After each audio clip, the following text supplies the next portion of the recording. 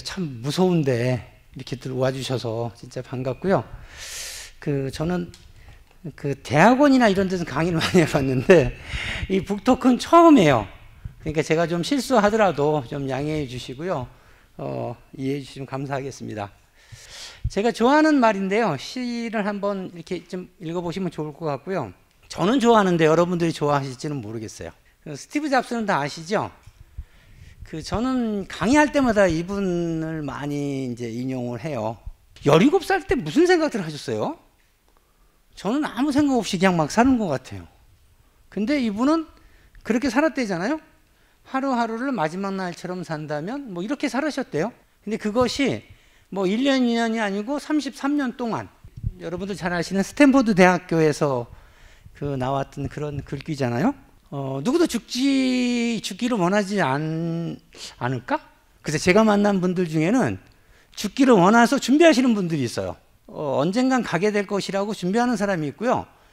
그렇지 않은 사람이 있고, 그런 삶을 저는 장례 치른 게 한 4, 5년 전에 따져보니까 한 3,000분 정도 됐어요. 근데 그런 분들 중에는 좀 다른 경우들이 있더라고요. 그래서 그런 것들을 저 혼자 이렇게 가지고 있기는 뭐하고 그것을 누구와 같이 공유해야겠다는 생각이 있어서 이 책을 쓰게 된 거예요. 여기에 보면 안 나왔는데 여기 여동생이 이제 그런 얘기를 하죠. 오빠는 아무래도 이렇게 죽음을 맞이한 것 같다는 얘기를 하죠. 그러니까 누구는 당하는 죽음이 있고 이따 또 강의 나오겠지만 맞이하는 게 있거든요. 근데 그런 것을 어떻게 얼마만큼 하느냐에 따라서 우리의 인생이 이만큼 차이 나겠죠. 그렇게 생각이 들어요. 아웃라이어라는 책에 보면 10,000시간의 법칙이 나오잖아요. 무슨 일을 하더라도 10,000시간을 바치면 전문가가 되겠죠. 근데 그것을 뭐 하루에 1시간씩 하는 거하고, 우리 아들은 고등학교 때 보니까 이 친구는 이제 공부도 제법 했는데 그렇게 오락을 많이 하더라고요. 나중에 알고 보니까 이 친구는 프로 게이머가 되려고 그랬대요. 근데 자기네 학교에서는 자기가 1등이야. 근데 실제로 나가서 프로가 되려고 하니 뭐 격이 엄청 차이가 있겠죠. 그래서 나중에 포기를 했는데, 하여튼 그 중에는 스티브 잡스가 가장 자기를 알차게 살았던 것 같아요. 그러니까 우리 보통 그렇죠. 오늘이 내 인생의 마지막 날이라 그러면 내가 해야 될 중요한 거 하나, 둘, 세 가지를 먼저 하죠. 그런데 우리 일반 사람들은 어떻게 하죠? 그냥 급한 거부터 하죠. 중요한 것은 계속 뒤로 미루죠. 그래서 원고라든가 아니면 저도 논문을 써봤지만 어느 기간이 있으니까 정리가 되더라고요. 이게 그런 기간이 없으면 뭐 석사 논문이건 박사 논문이건 자꾸 뒤로 미뤄지게 되더라고요. 그런데 이번에 책은 3월 9일 날이 대통령 선거니까 한 달 전에 만들자. 물론 이제 2년 전부터 준비는 했지만 김영사에서 작년 연말부터 막 이렇게 몰아쳐서 2월 10일 날 나오게 됐습니다. 제 소개가 이제 뭐 좀 들어가야 되겠죠? 저는 현재는 대한민국 장례문화원이라는 회사를 운영하고 있고, 그건 이제 일반 상표고요. 연화회라고 하면 전국에 있는 스님들이 거의 저희 회사를 아세요. 제가 이제 하는 일이 장의사예요. 장례 치르는 거, 스님들 오래된 이제 장례 치르는 거. 또 한 가지는 제가 오래된 산소를 이렇게 정리하는 일을 해요. 산소가 뭔지 아시잖아요. 이렇게 정리하는 거.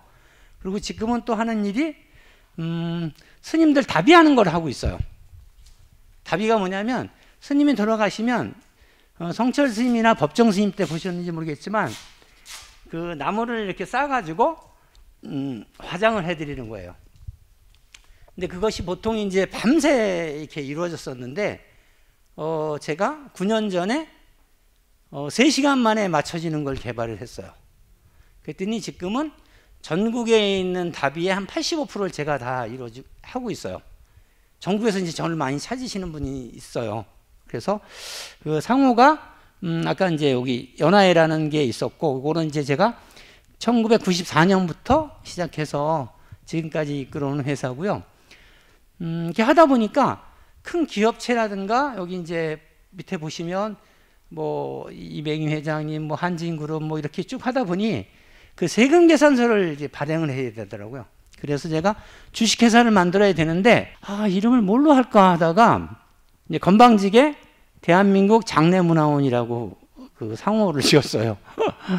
왜 또 제가 왜 이렇게 이제 그렇게 말씀을 드리냐면 우리나라의 장례 문화가 참 잘 정착이 돼 있으면 제가 저런 이름을 지을 필요도 없고 이런 책을 쓸 일도 없어요.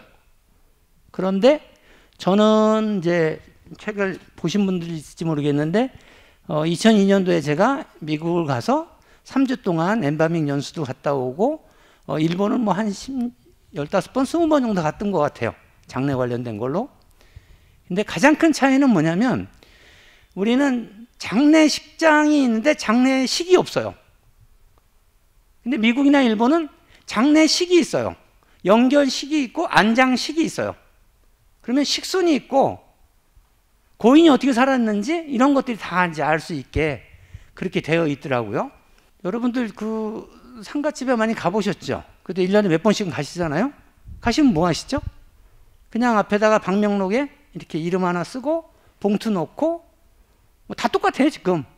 그리고 고인이 이제 가까운 지인의 아니면 뭐 회사 아니면 선후배 어쩌고 저쩌고 이렇게 해서 그 집안의 어른들께 절 한번 하고 그리고 우리 이제 뭐 고등학교 동창이든 대학교 동창이든 사회에서 만나신 분들 같이 만나서 그냥 밥 먹고 술 먹고 얘기하다가 그냥 오는 거 아니에요? 이게 문화인가요?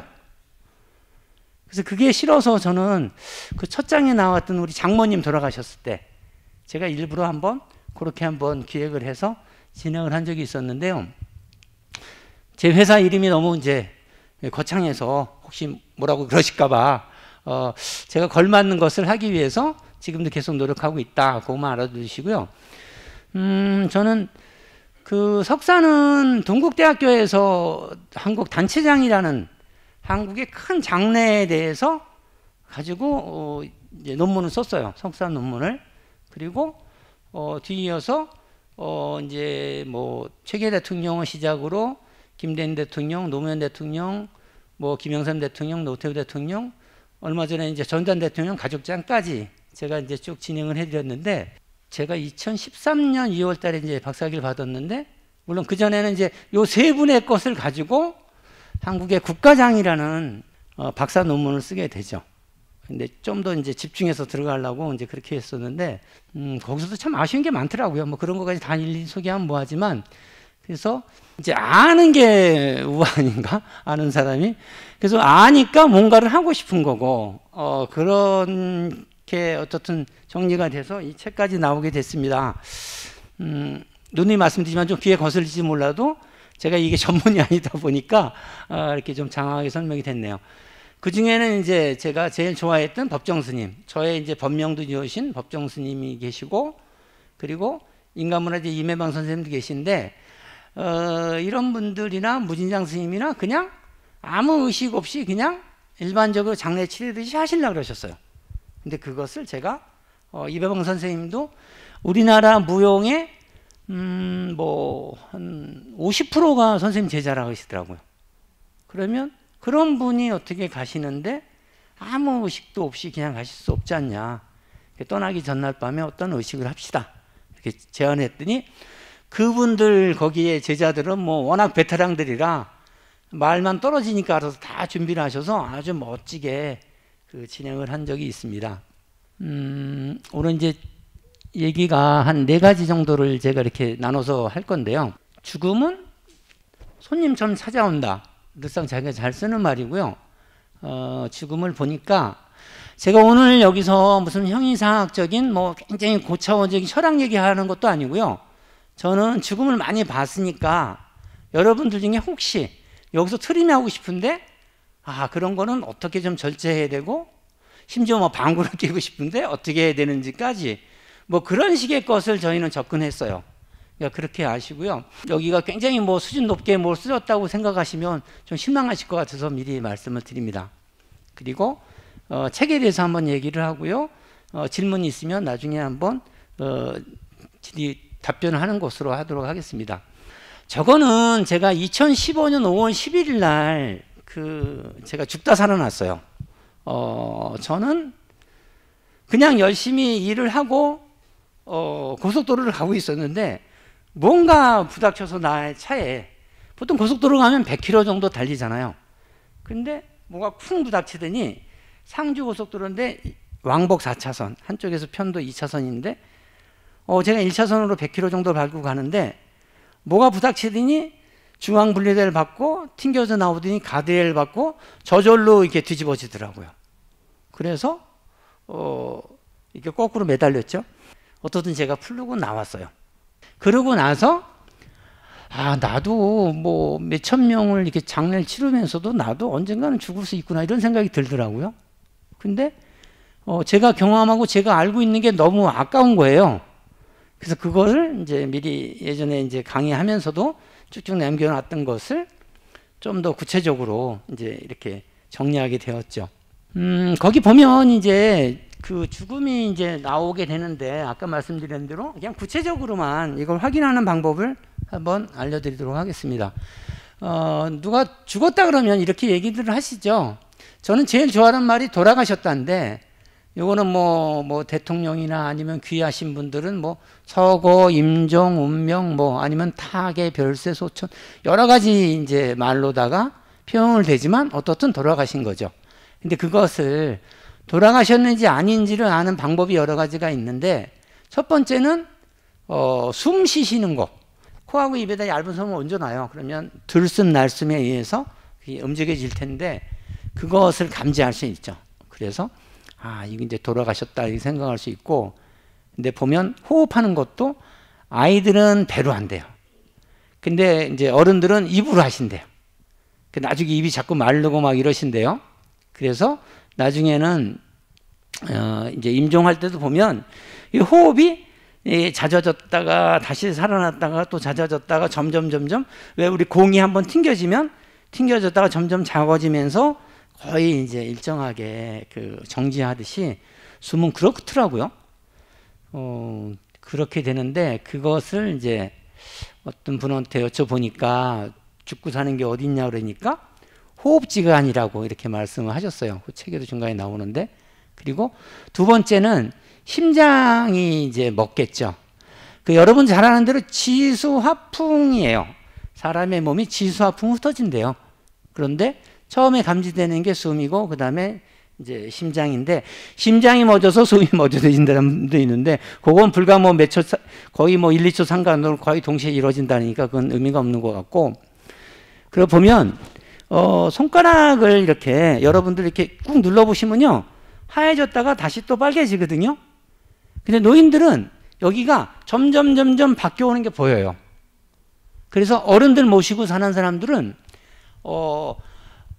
부모님 손끝 발끝이 변화되면 멀리 가시면 안 돼요.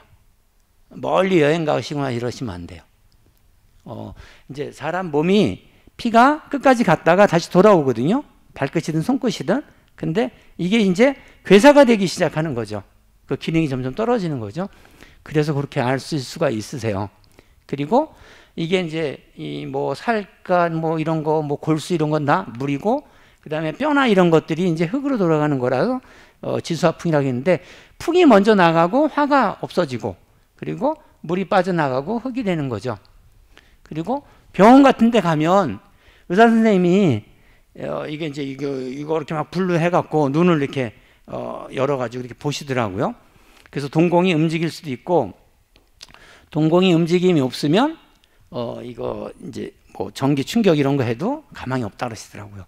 그래서 그렇게 할 수가 있고, 또 한 가지는 제일 확실하게 할 수 있는 거, 항문에서 항문 괄약근이라는 게 있거든요. 이제 그것이 이제 열어졌다 닫아졌다, 우린 젊었으니까 건강하시니까 할 수 있는데 나이 드신 분들은 이게 잘 안 돼요. 그러니까 어른들 옆에 가면 자꾸 냄새도 나고 막 이러더라고요. 그런데 그게 만약에 돌아가시면 완전히 이제 열려요. 그러면 대변 소변이 나올 수밖에 없죠. 그래서 저렇게 해서 죽음을 확인하면 그 다음에는 뭐 울고불고 하시는 것이 문제가 아니고, 여기를 먼저 대소변을 닦아 드리고 나와 있는 것을, 그리고 어른들 이제 기저귀를 하나 채워 드리고 얇은 옷으로 갈아입혀 드리는 것은 해 드려야 돼요. 그렇지 않으면 왜 우리 애기 길러봐도 뭐 응아했는데 한두 시간 놔두면 막 짓무르잖아요. 그런 경우가 생기게 되죠. 오복 중에서 제가 제일 좋아하는 고종명. 그러니까 뭐 오래 살고 뭐 돈이 있고 건강하고 뭐 덕이 있고 다 좋은데 제일 마지막에 가족들, 사랑하는 가족들 품에서 돌아가시는 게 제일 큰 행복이더라고요. 자, 요것을 예전에 이제 3년상이나 현대에 일어나는 3일장에 대해서 간단히 좀 짚고 넘어가도록 하겠습니다. 임종을 하시면 첫날에는 다른 게 할 거는 없고요. 이제 요새는 3일장으로 보면 그 다음날 염습을 하고 성복을 하고 조례를 하고 이렇게 하거든요. 이게 뭐냐면 습은 목욕시키는 거예요. 그리고 묶어드려요. 예전에는 그게 이제 여기 소렴 대렴에 대한 얘기들인데 이게 뭐냐면 예전에는 뭐 3일장 5일장 이런 개념이 아니고요. 뭐 좀 있는 집들은 뭐 7일장 보름장 달이 넘어가는 것도 있어요. 심지어는 막 29일 막 30일 되는 것도 장나가 있었거든요. 그런데 지금같이 이렇게 선선하면 괜찮지만 여름 같은 때는 이게 숨이 먹고 피가 이제 멎었는데 여기 그 살 같은 거 이런 것들은 바로 그냥 분해가 되면 진물이 흐르게 되고 이렇게 되거든요. 그럼 그것을 옷을 놓고 자꾸 묶었어요. 그래서 소렴 대렴 이렇게 얘기를 해요. 그래서 옷을 뭐 100벌 입고 나갔다는 이러는데 100벌 입은 게 아니고 100벌 가지고 묶어드린 거예요, 자꾸. 그런 것들이고. 근데 그런 것들을 지금은 냉장실에 그 병원 가면, 안치실에 가면 냉장실에 이제 모셔지거든요. 거기서 바로 모셔지니까 이런 변화는 없고 바로 염습을 하게 되고 염습한 다음에 이제 복색을 갖추는 거예요. 이제부터 상주가 되었으니까 옷을 갈아입는 거예요. 남자 같으면 이제 뭐 양복에다가 정장을 입고 여자부터 옛날엔 하얀 소복을 입었는데 지금은 다 무슨 개량한복으로 변하는 바람에 색깔의 의미는 없지만 아무튼 그렇게 성복이라고 하고 그리고 아버지가 돌아가셨으면 어머니에게 지금 아버지가 돌아가셔서 제일 슬픈 사람은 우리 자식들일 수도 있지만 어머니나 아버지일 수 있거든요. 그럼 어머니 아버지께 슬픔을 이제 조율을 먼저 표하는 것을 해요. 근데 지금 이런 것을 하는 데가 하나도 없어요. 알아서 못하는 건지 몰라서 안 하는 건지 그게 좀 안타까운데 그리고 예전에는 보면 제가 부러웠던 거는 저희 집을 말씀드리면 둘째 할아버지가 돌아가셔서 갔더니 아무것도 안 차려놓으셨어요. 그리고 그냥 평풍만 이렇게 비스듬히 세워놓으셨더라고요. 그리고 아버지가 한 2시간마다 한번 할아버지 손을 잡아보고 맥을 짚어보고 코에다가 한번 대보고 막 이러시더라고요. 왜 이러세요? 그랬더니 예전엔 다시 살아날 수도 있으니까 그렇게 하신 거래요. 근데 그렇게 해서 그 다음날까지 산하지 않으시면 돌아가신 걸 보고 칠성판에다가 이제 묶어 드리는데 3일째 되는 날 염습을 해서 관에 모신 다음부터 부고를 날려요. 그러면 그때까지 우리 가족끼리 고인을 떠올리면서 이제 슬픔을 삭힐 수 있는 시간이 있는 거예요. 그리고 그 다음부터 이제 조문을 받았거든요. 그럼 5일장이 될 수도 있고 7일장이 될 수 있는데 지금 우리 3일장 이런 개념으로 따지면 그런 것을 할 수 있는 시간이 하나도 없어요. 그래서 그럴 거면 떠나기 전날 밤이 이게 3일장이나 5일장 이런 개념보다도 떠나기 전날 밤에 어떤 추모의식을 할까? 그걸 저는 이제 애도식이라고 얘기했는데 이제 일본에는 통야라 그러고 미국에는 이제 비용이라는 그런 의미를 하거든요. 그래서 그런 거를 예전에는 이제 절에서는 대수계라는 게 있었어요. 그런 명칭이. 근데 너무 이제 불교적인 명칭이니까 제가 애도식이라는 걸 만들어서 명칭을 한번 만들어서 써먹고 있는데 그런 의식을 함으로써 고인을 한번 제대로 모시면 어떨까 이런 생각이었던 거고 그래서 이제 발인을 뭐 요새는 뭐 과장을 하시니까 3일장이 이렇게 그냥 손님 받다가 치러지면 나중에 가족분들이 그 마음 정리하는데 되게 힘들다 그러시더라고요. 근데 예전에는 이제 이렇게 절차들이 좀 복잡했지만 이름으로써 하나하나씩 이제 떠나보내는 의식인 거죠. 그렇게 해서 그것을 다 보내다 보면 저절로 힘들어서라도 그 고인을 보내면서 뭐 물론 이제 아쉬운 것도 있지만 좀 시원섭섭하다는 이런 느낌도 있다 그러시더라고요. 그런 것까지 이제 진행하게 되죠. 국가장은 전에는 국장은 7일이고 국민장은 5일이었는데 지금 국가장으로 통일하면서 5일로 됐어요. 그래서 우리나라에서 이제 7일장은 없고 5일장 이렇게만 있습니다. 장래용어에 대해서 간단하게 설명만 하고 넘어가도록 하겠습니다. 돌아가시면 아까 말씀드린 대로 임종이 확인되면 대소변이 나온다 그랬죠. 그럼 배설물을 치우고 기저귀를 채워드리고 깨끗한 옷으로 갈아입혀서 칠성판 위에 가지런히 거두는 거예요. 그리고 이제 보통 그 다음날, 이제 지금은 둘째 날 하게 되는데, 시신을 목욕시키고 수의를 입혀서 입관해서 관을 묶어드리는 것까지, 그것을 이제 염습이라고 요새는 하고요. 아까 말씀드린 성복은 염이 끝나면 상주들이 상복을 입고 서로 조예를 표현하는 의식인데, 지금은 이것은 어디 갔고요. 성복제라 그래서 제물 차려놓고 그냥 뭐 하는 것이 남아 있어요. 성복이 제사가 돼서는 안 되는 거거든요. 그래서 좀 정리가 좀 안 됐다, 이런 생각을 하는 거고요. 그 상식은 이제 성복한 다음에 발인 전까지 아침 저녁으로 음식을 올리는 것을 이제 상식이라고 해요. 그리고 아침에 나갈 때, 발인할 때 이제 과일이나 이것을 올리고 견전이라고 하는데 하고, 그다음에 발인을 나가는 거거든요. 근데 여기서 이제 중요한 것은 성복제하고 발인제 뭐 이런 것들이 있어요. 근데 여기에는, 여기도 있지만 성복하고 그런 것들이 제가 돼서는 안 되거든요. 제가 언제부터 되는 거냐면, 봉분을 만들고 평토제, 땅을 평평하게 하는 데부터 이제 제사가 들어가요. 근데 그 전에 제가 들어가면 안 되는데, 이렇게 잘못돼서 혼용돼서 쓰고 있습니다. 아까 이제 임종을 하신 게 여러 가지 확인이 되면 그것을 이렇게 칠성판이에요. 칠성판이 보통 기준이 174예요. 그리고 폭이 한 20cm 정도 폭에다가 그 나무판인데, 거기다가 사람이 돌아가시면 이게 시신이 이렇게 몸이 뒤틀려요. 몸이 바르게 해놔도 이게 그 여러 가지 근육이나 여러 가지 때문에 뒤틀리게 되거든요. 근데 특히 이런 분들 있죠. 우리 할머니가 그러셨어요. 중풍 들이셔서 이렇게 팔다리가 꼬였어요. 근데 이런 분들은 그냥 이들 계시면 이렇게 굳게 되거든요.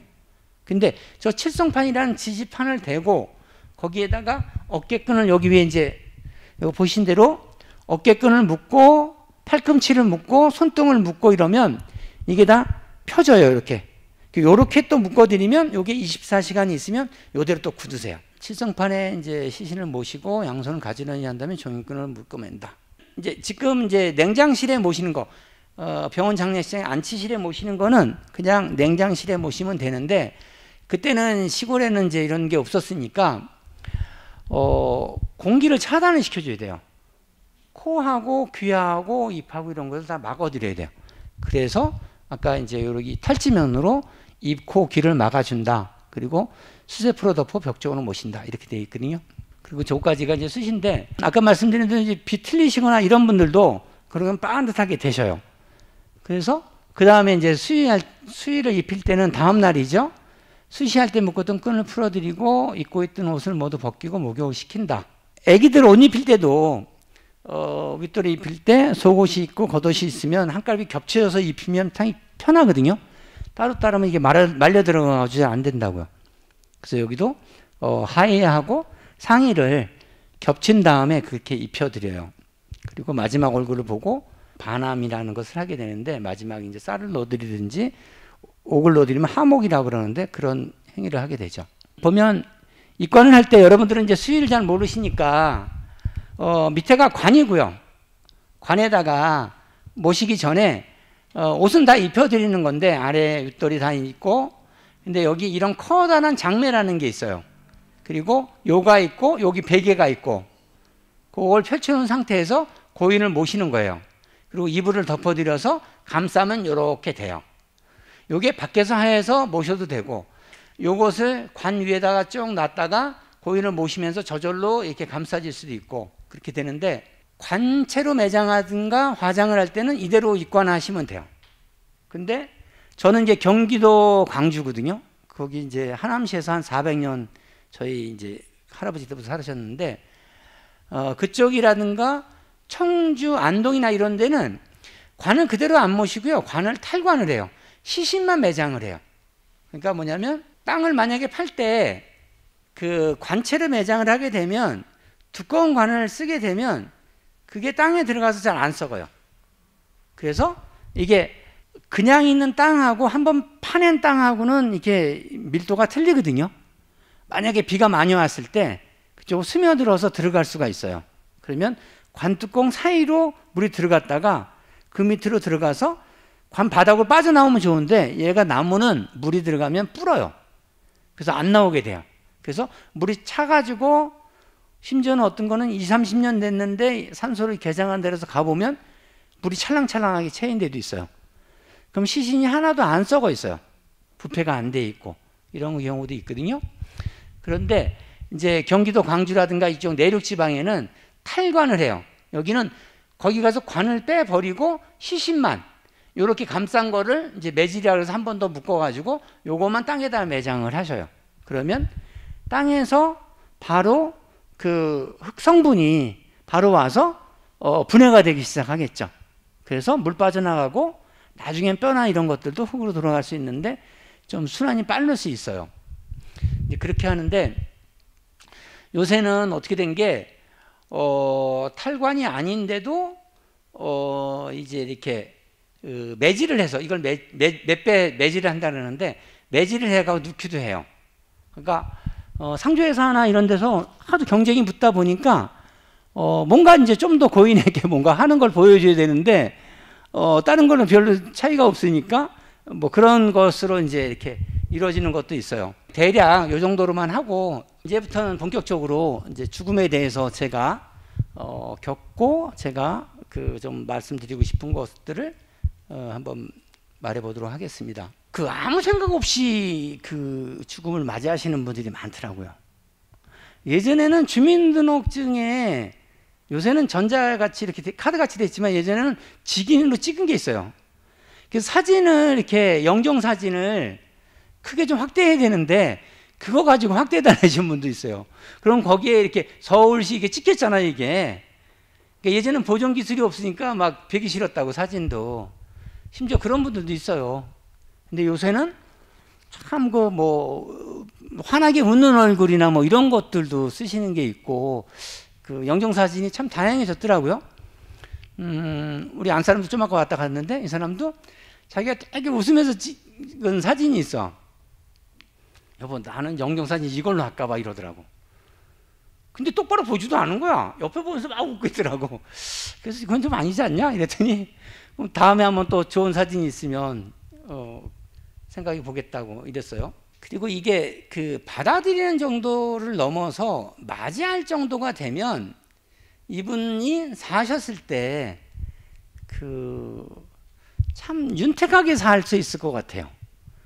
우리는 보통 대부분이 많이 이제 나하고 상관없는 일이라든가 이렇게 생각하고 살아가시기 때문에 어떤 분 철학자들은 그런 얘기 하시더라고. 죽음을 알면 인생에 잃어버렸던 50%를 찾을 수 있다는 얘기를 하더라고요. 아까 이제 스티브 잡스 같이 죽음의 명상을 통해서 우리가 이룰 수 있는 몇십 배, 몇백 배의 큰 일을 하고 가신 분들도 있잖아요. 예, 그것을 잘 활용한 예죠. 근데 이것을 나하고 상관없다고 계속 외면하고 살다가 갑자기 저렇게 받아들이지도 못하고 당하게 되는 이런 황당한 경우를 당하게 될 수 있는 거죠. 거기 중간에도 한번 제가 이걸 이용했는데 제가 한 12년 전에 저는 소주를 먹다가 막걸리로 바꿨습니다. 그 계기가 있는데요. 제 아는 친구 의사가 약을 이만큼 주더라고. 제가 종합검진을 받고 나오니까. 또 이거 다 먹을 때까지 술 먹으면 안 된대. 그래서 그 약을 다 먹고 3개월 있다가 갔어요. 그랬더니 이제 위에 빵꾸가 날 뻔했나 봐요. 그러면서 암은 아니었네 이러더라고. 암은 아니었대요. 저보고. 그 말 들으니까 그다음부터는 뭐 소주가 아주 못 먹겠더라고요. 그리고 아버님이 그 즈음해서 위수술을 받고 70%를 드러내셨어요. 그때도 겁났었고. 그리고 실제로 제가 그런 경험을 당하니까 이건 아니겠다 이런 생각이 있었는데 만약에요. 여러분들한테 의사들이 당신 암입니다 이러면 어떡할까요? 그러면 이렇게 반응이 나온대요. 맨 처음에는 이제 부정을 한대요. 나는 아니야. 대부분 이렇게 된다 그러더라고요. 그리고 분노를 하게 되죠. 응? 왜 나만 재수없게 이러지? 근데 그 다음에는 이제 근데 이 단계가 점점 올라가면서 하는 사람도 있고요. 이 단계에서 왔다 갔다 하다가 돌아가신 분도 있어요. 거기 책에 써 있는 대로 빌딩 3채 가지신 분이 태릉에 계신 분이었어요. 60 되기 전에 돌아가셨어. 그 빌딩 3채를 남겨놓고 얼마나 억울하겠어요. 먹고 살만하고 돈 쓸만하니까 가게 되는데, 그러니까 막 자기가 이게 말기암은요, 이게 꼴깍 넘어갈 때까지 머리가 살아있다는 거예요. 치매는 왜래? 본인은 편한데 가족이 힘들 수 있어요. 근데 이거 암은 몸으로 못 움직이고 숨쉬기가 힘들어지고 막 이러더라도 머릿속은 살아있으니, 그러니까 나름대로 정신적으로 공부되지 않으신 분이 그랬을 때는 그것을 극복하지를 못하는 것 같더라고요. 그래서 주변 사람들을 엄청 힘들게 하고 가시더라고요. 근데 이제 조금 나아져서 이렇게 타협하실 수 있는 분들은, 우리 막내 아들 장가나 보내고 난 다음까지, 거기까지만이라도 뭐 이렇게 하신다든지, 그리고 이제 뭐 이렇게 폭이나 우울하게 된 다음에 나중에 수용이 되신대요. 이게 이제 뭐 누구든지 뭐 좀 차이는 있겠지만 우리 집안 얘기하는 게 제일 편할지도 모르겠어요. 저희 아버지는 12년 전에 위암 수술을 받으셔서 이제 70% 이렇게 드러냈다 그랬잖아요. 근데 아산병원에서 한 달에 몇백 명씩 수술을 한대요, 위암만. 그러니까 거기만 가면 위암 수술만 할 수 있으면 살아날 수 있는 거야. 지금 살아 계셔요. 90이셔. 건강하셔. 지금도 산에 가서 2시간씩 운동하다 오시거든요. 지금도 저 가면 점심 때 막걸리 반병, 저녁 때 반병 드세요. 뭐 그것 때문에 아버지 반죽 맞춰주려고 제가 막걸리 된 것도 있지만, 근데 아버지는 수술이 가셔서도 그렇게 재밌게 하셨어요. 그 환자들이, 그 옆방은 이제 전이가 너무 돼서 수술을 못하는 사람들이 모임이 있는 거고, 여기 6인실은 다 수술 날짜를 받아보신 분이고 수술하고 좀 회복하시고 이런 분들인 거예요. 그 아버지 때문에 웃는데요, 거기 가면. 그러니까 아버지도 이렇게 암이 마음대로 이렇게 아버지를 마음대로 저걸 못 하시는 것 같아요. 그리고 너무 인상 쓰고 있으면 뭐 누구 뭐 초상집 왔어? 왜 그래? 왜 인상 쓰고 있어? 우리는 저 방에 비하면 훨씬 좋은 거다. 뭐 이런 얘기를 하시고 그랬대요. 하여튼 그런데 그것도 평상시에 얼마만큼 삶을 이걸 받아들이면서 살았느냐 아니냐에 따라 틀리지. 이게 어느 날 갑자기 나는 뭐 이렇게 해야 되겠다고 생각한다고 이게 되는 거예요. 이게 되질 않죠. 자, 그러면 이건 본인이 죽음에 대해서 반응하는 5가지 단계고요. 그러면 가족들이 또 받아들이는 단계가 있겠죠. 내 사랑하는 가족이 떠나시는데 그런 것에 대한 경계가 있을 텐데, 그걸 또 나누는 게 있더라고요. 우리 아버지가 이제 위암이시래. 형제들이 다 모였잖아요. 그러니까 우리는 엄청난 큰 충격을 이렇게 받았어요. 그래서 아버지 어떻게 해요? 막 이러고 막 이랬다고요. 그리고 아버지 잘못되면 어떡하지?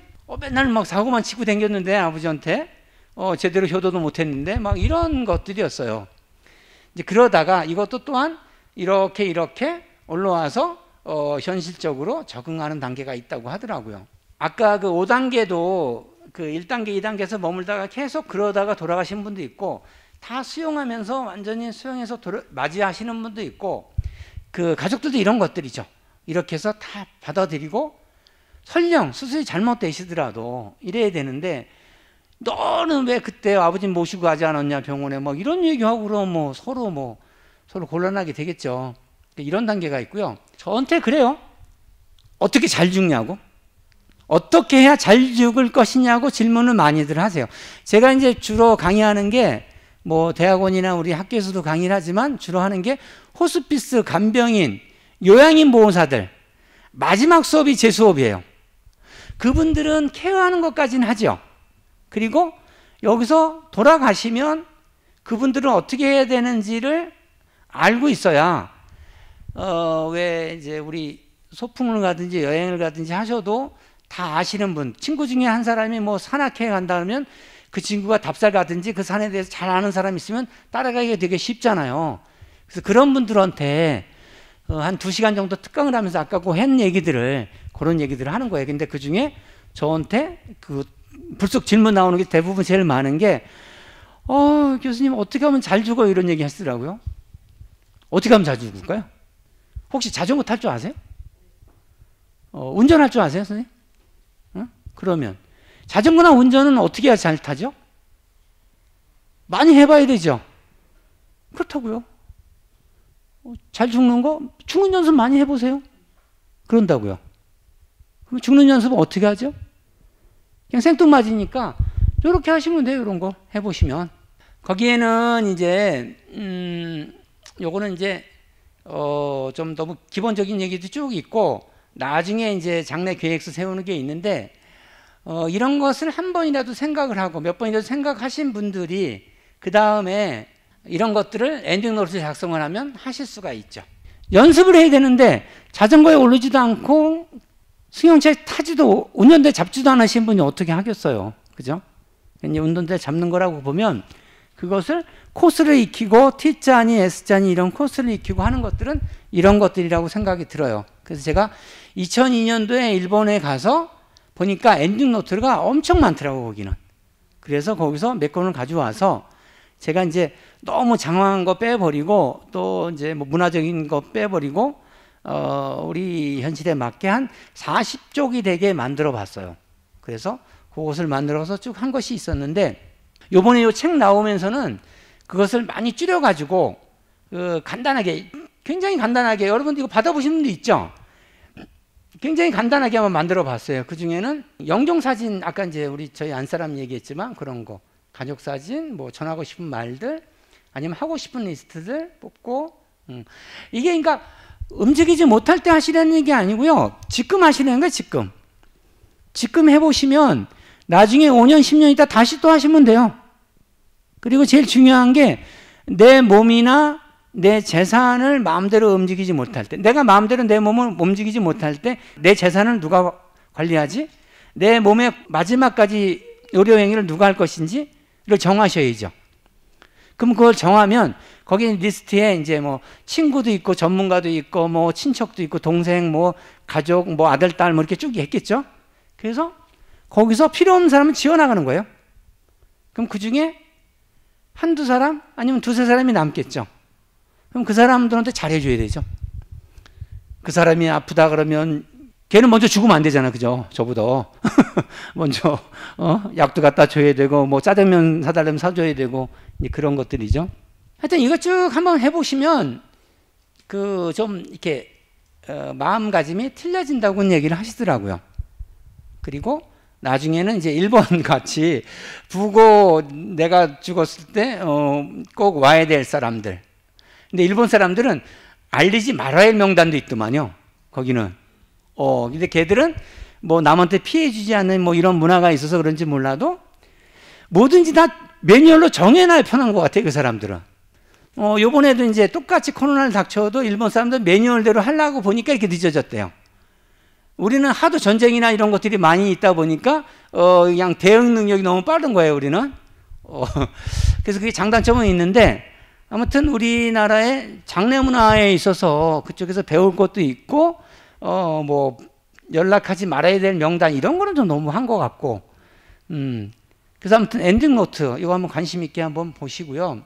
그들 중에 제 책에서 이제 그런 얘기들을 이제 나온 거죠. 여기 보면 이제 우리 장모님 장례식을 어떻게 해야 할 것인지를 제가 이제 한 6, 7년 전에 한 것이 있고 우리 선배 한 것도 있고 그 무진단 선생님 장례 치른 것도 있고 아까 이제 임혜만 선생님 그렇게 한 것도 있고 이제 그런 것들을 처음에 이제 사례를 놓았어요. 제가 이제 잘 모르니까 이걸 한 80여 가지를 이렇게 90여 가지인가 그렇게 사례를 놓았더니 김영사에서 이제 딱 순서를 딱 정해 주더라고요. 그래서 이런 것들이 먼저 읽혀진 다음에 그 다음에 가는 게 낫겠다고 그래서 목차가 참 잘 됐던 것 같아요.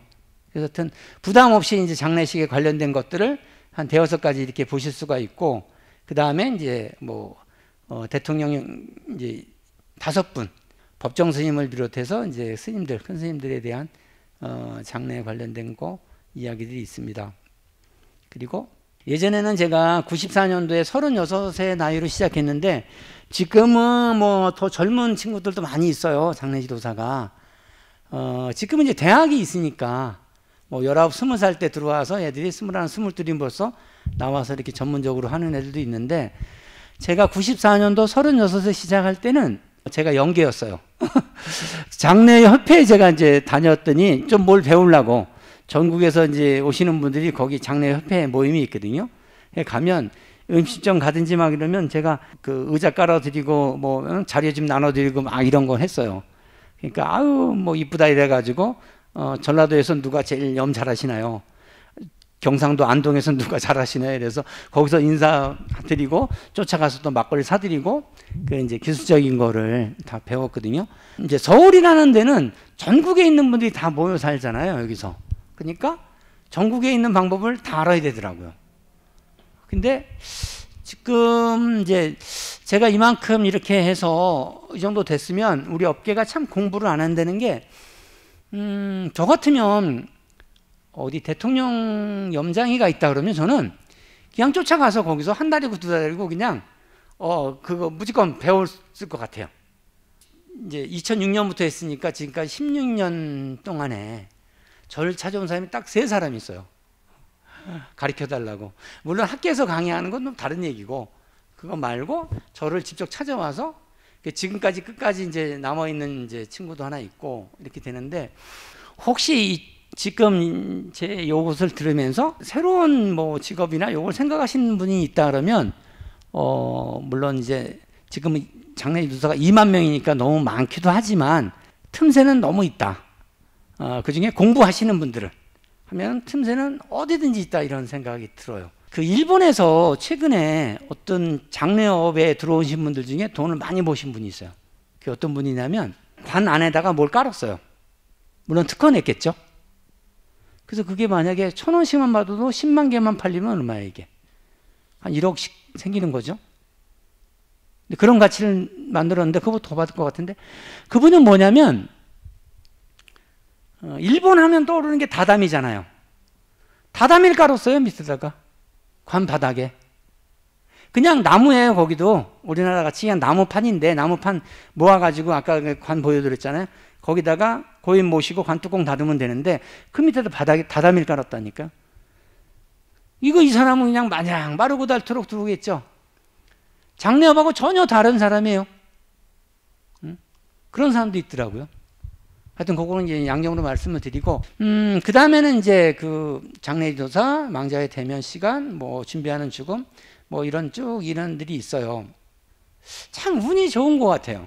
그러니까 무슨 말씀이냐면 제가 그때 마침 제가 2000년도에 이제 석사 과정을 동국대학교에다 개설해 달라고 거기서 강의를 받고 뭐 나름대로 이제 조그맣게 강의도 하고 있을 때였는데 자꾸 뭐 부족된 게 있더라고요. 그래서 2004년도에 종묘 사직에 그 제사 지내는 걸 배우러 다녔어요. 거기서 사직대제의 인가문화재 선생을 만나고 거기서 축을 읽었던 이영경 선생을 만나게 되고 그런 분이 또 영친왕 아들 이구 선생님의 그분이 들어오셨을 때 왕실 장례를 다 재현하셨던 분이거든요. 이제 한 분은 돌아가시고 한 분은 이제 거동을 잘 못하세요. 근데 그런 분들을 그때 만났다는 게 참 운이 있었던 것 같고요. 그래서 최계 대통령은 굉장히 꼼꼼하신 분이세요. 이분은 자기가 장례 치르는 거 또 그 제사 지내는 거까지 다 써놓고 가셨어요. 다 꼼꼼하게. 근데 우리 선생님하고 이제 저하고 검토를 해보니 그거는 일반 양반집에 맞는 거예요. 급이. 물론 임금도 있고 하지만 거기에 이제 뭐 왕세자도 있고 뭐 군도 있고 공주, 옹주 이런 게 있잖아요. 이제 그렇게 이게 격이 좀 높여서 하자 이렇게 한 게 그게 먹혀가지고 저한테 왔는데 물론 이제 그 여기 요거는 홍기 여사님이신데 2년 먼저 돌아가셨어요. 저 원주에 선산에 이제 매장되어 있으셨고 대통령은 이제 돌아가셨으니까 여기서 염도 해야 되고 영교식도 해야 되고 발인도 나가야 돼서 하감도 해야 되는데 이런 것들을 맡아서 하는 게 행자부의 그 의정팀이라는 데가 있어요. 그건 뭐하는 데냐면 대통령 취임식 이제 얼마 있다고 하겠죠.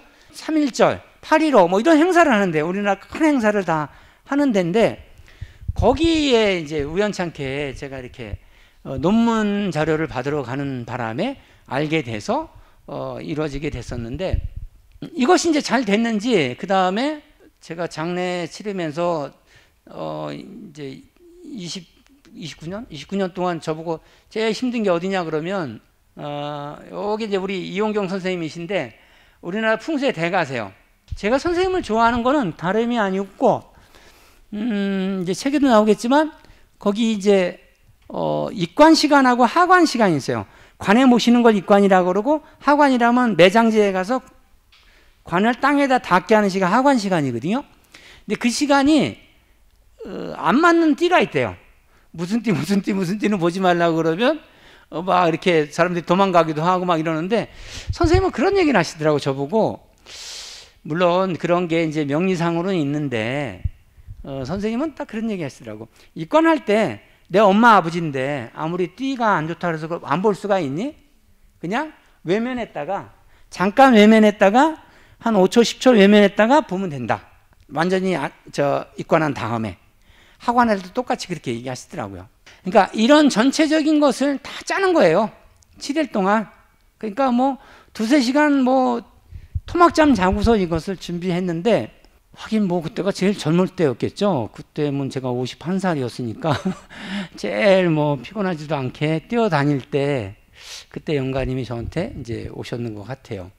요거는 아침에 새벽 5시에 발인하는 것을 하고 이런 일련의 과정들을 진행을 했었죠. 그러니까 저는 참 좋았던 게 이제 배우들이 그런 얘기를 하더라고요. 저도 이제 후배들이나 뭐 친구들 중에 친구들이 많은데 그 무대에서 이제 가수 노래 부르시거나 뭐 이런 분들이 이제 박수가 그리운 것들이 있는 것 같아요. 근데 저는 제가 이렇게 하면 이대로 움직여지는 것이 너무 신기한 거예요. 그리고 모든 사람이 저만 쳐다보잖아요. 그리고 그것대로 제대로 됐을 때 특히 이제 법정 스님 해드릴 때 이제 조중동 그 기자들부터 뭐 MBC, KBS를 다 왔었잖아요. 그래서 마지막에 불 붙여놓고 내려가서 이제 밥 대접하면서 아침 저녁으로 브리핑할 때 스님이 이제 옆에 저보고 꼭 있으래. 이게 뭐냐면 기자들이 엉뚱한 질문을 하면 답변을 못 하시잖아요. 전문적인 거는 제가 이제 그 답변을 해야 되니까 다 하고 나중에 밥 먹으러 가서 점심 먹으면서 어땠냐 이랬더니 법정 스님 장례라 그래서 어떻게 치를까 걱정했었대요. 궁금하고. 근데 과연 법정 스님 다웠다 이런 얘기 했을 때 그것을 제가 2달 전부터 준비를 한 거거든요. 기획을 하고 뭐 폐기를 했다 다시 또 막 이렇게 했던 건데 그런 것이 있으면 뭐 그 힘든 게 하나도 없어지죠. 김영삼 대통령도 이제 그렇고 요게 이제 일부러 여기 이제 입건할 때 우리 직원들하고 일부러 사진도 남긴 건데 최계 대통령 장례 치르고 한 300페이지 정도 국가장 기록지가 있어요. 그리고 노무현 대통령하고 김대중 대통령 때도 500페이지씩 이제 자료집이 있거든요. 김영삼 대통령이 한 900페이지 정도 자료집을 만들었어요. 그래서 이것을 나중에 몇십 년 지나서 우리가 떠나더라도 이것만 보고 그대로 재현할 수 있게 한번 기록을 남기자. 요거 이제 학원하기 전에 태극기 거둘 건데 그 밑에 빨간 천이 있어요. 명정이라고. 그것이 휘날릴까 봐 제가 잡고 있다가 이제 가지고 나오게 되는 거고 하여튼 이런 일을 했습니다. 그리고 노태우 대통령 때도 얼마 전에 며칠 전에 이제 거기 공원화 시킨다 그래 가지고 다시 또 조금 옮겼는데 그런 일까지 다 했어요.